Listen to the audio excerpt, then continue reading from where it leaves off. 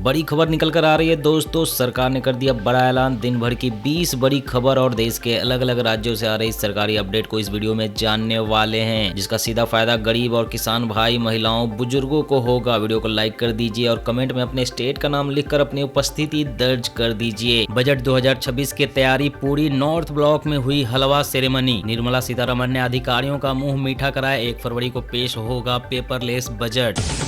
2026 की सबसे शॉकिंग खबर। आवाज के जादूगर अरिजीत सिंह बोले अब प्लेबैक सिंगिंग नहीं करूंगा। इंस्टाग्राम पोस्ट में लिखा आगे छोटे आर्टिस्ट के तौर पर सीखते रहेंगे। जी हां, आवाज के दिग्गज सितारे ने अचानक संन्यास लेने का ऐलान कर दिया है। इस खबर से फैंस हैरान हैं और किसी को भी सिंगर के इस फैसले पर यकीन नहीं हो रहा है। क्या आप भी अरिजीत सिंह का गाना सुनते थे? कमेंट में बताइए आपका फेवरेट सिंगर कौन है।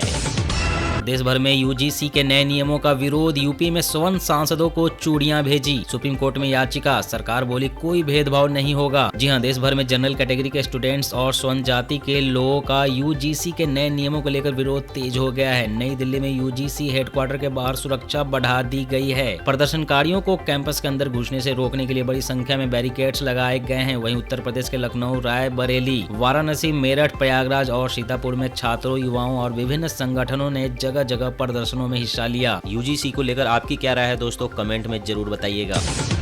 भारत यूरोपीय यूनियन में 18 साल बाद ट्रेड डील। इंपोर्टेड लग्जरी कारों पर टैरिफ 110% से घटकर 10%। प्रीमियम शराब पर 150% की जगह पर 20% टैक्स लगेगा। साथ ही मेडिकल उपकरण भी सस्ते होंगे। भारत ईयू ट्रेड डील पर वर्ल्ड मीडिया का आया रिएक्शन। ब्लूमबर्ग ने लिखा ट्रंप को करारा जवाब। एनवाईटी बोला ऐसे समय डील जब अमेरिका भरोसेमंद पार्टनर नहीं। सोना 5,000 रुपये महंगा होकर 1,59,000 पर पहुंचा। वहीं चांदी 24,800 रुपये बढ़कर 3,42,000 रुपये प्रति किलो पहुंची। इस साल चांदी 27 दिन में 1,12,000 रुपये महंगी हुई। एटीएम से अब निकलेंगे 10, 20 और 50 के भी नोट। सरकार छोटी करेंसी देने के लिए नए एटीएम लगाने की बना रही योजना। जी हां, भारत सरकार 10, 20 और 50 के छोटे करेंसी नोट की उपलब्धता बढ़ाने पर विचार कर रही है। इसका उद्देश्य उन लोगों को सुविधा देना है जो दैनिक लेन देन के लिए नकदी पर निर्भर है। मुंबई में एक पायलट प्रोजेक्ट के तहत ऐसे एटीएम की टेस्टिंग चल रही है जो छोटे नोट निकाल सकेंगे। मशीनें भीड़ भाड़ वाले स्थानों जैसे कि बाजारों, रेलवे स्टेशनों और अस्पतालों में लगाई जाएंगी ताकि नकदी की कमी की समस्या हल हो सके।